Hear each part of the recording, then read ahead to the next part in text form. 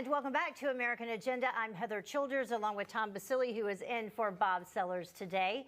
You know, President Biden has let an executive order that bans the issuance of new non-immigrant worker visas expire. It actually expired yesterday. Former President Trump originally issued that ban, prioritizing American employment. So what does this mean for Americans who are still out of a job or still would like a different job? Joining us now, once again, is our panel to talk about it. And right now, we also have joining us. I'm going to go to Stacy first. There you go. I got my mind straight. Stacy, I'll talk to you first. What do you think about this, the fact that President Biden let this lapse? So this is one of those situations where the America First agenda gets full airing because President Trump said during the pandemic he would make sure that Americans had the first crack at jobs, and that was what the additional restrictions were about last year after he realized that the economy was going to really take some time to bounce back. But when you talk about the H-1B1 visa thing, this has been an immigration issue that former President Trump actually ran on. So this is one of the things that Biden, he uses this as a showcase to show that he's for American companies, but American companies actually take advantage of the workers who come here from overseas on these visas. They come here and they're under restrictions as to where they can work within a certain amount of years. They have to work for that first employer who gives them the visa, which means they're kind of tied to them. There's not a lot of negotiation on raises and on paying benefits because they're locked into what is basically a pseudo contract where American workers can demand more things. So it's not that we have this huge shortage that is unsurmountable, that we actually have to have these workers. It's that these workers are more pliable and they are a better deal for these tech companies. And it's a travesty and a sham against Americans. Yeah, I got a little confused at the beginning because I was going to say Jim Renacci is joining us now. And so I was looking down to make sure that you were there, and I saw that you were there. Jim, since you weren't able to join us in the first segment, what are your thoughts on this? Because I know it lapsed yesterday. We have a, 6.2% unemployment rate. We still have 10 million Americans who need a job, and now this.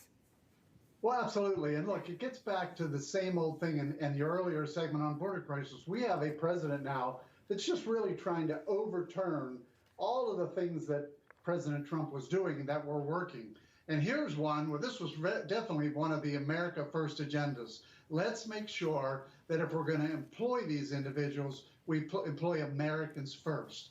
And that's really what President Biden has now done. He's saying he's actually leaning with the tech companies because the tech companies, I'm sure, are saying to him, we want to be able to go out. We want to be able to bring the people we want in from foreign countries.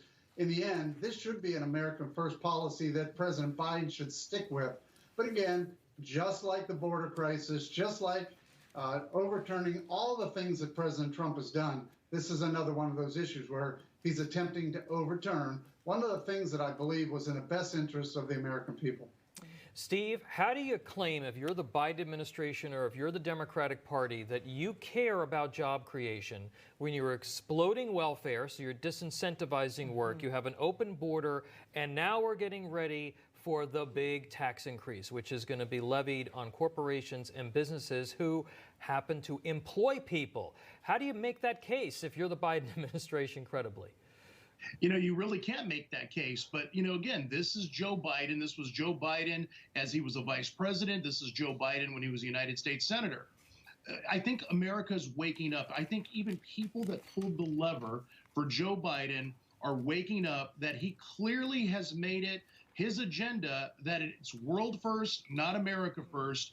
And, you know, when you talk to those families that are worried about their mortgage payment, they're worried about their car note, they're losing their small business, they're concerned, this is a direct slap in the face. And I agree with our other panelists.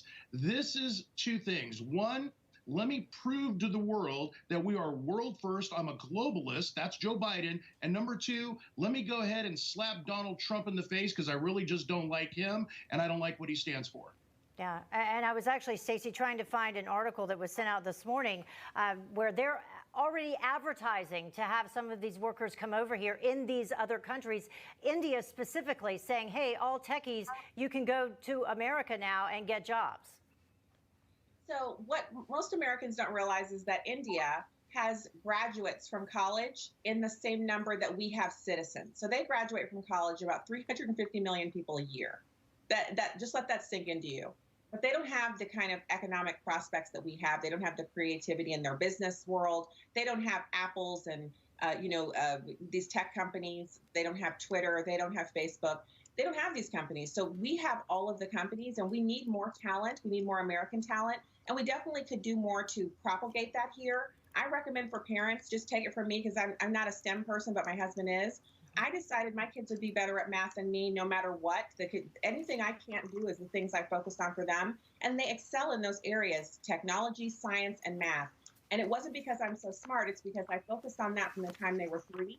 And any parent can do it. So I recommend to parents, you think about those 350 million people coming from overseas, wanting jobs here that really belong to your kids, high-paying jobs with great benefits, and then start teaching your kids science, technology, engineering, and math from the age of 3 so our kids can take those jobs. It's not too late for us.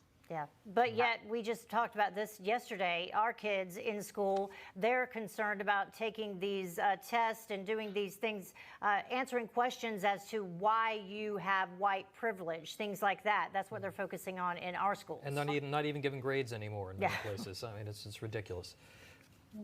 All right, panel, stand by. Stand by. We've got to take a quick break. We're going to bring you right back.